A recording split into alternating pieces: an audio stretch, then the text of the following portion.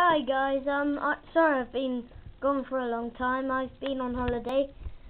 Yeah, so anyways, this is my mini training obstacle course for a Roman figure. First he goes through the mini pool of venom. He has to swim for it. He goes through the pillars.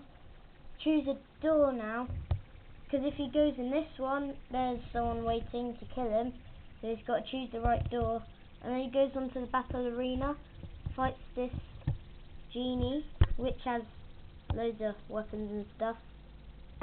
And then he has to take the torch around this and then go back and then put it in the same place and then complete this steps and then go on there and come get his trophy. So pretty cool.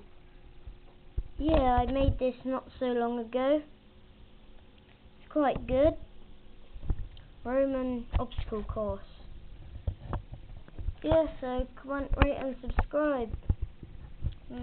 Just a trophy. Next video, showing you how to make this Lego robotic parrot. Yeah, so see ya.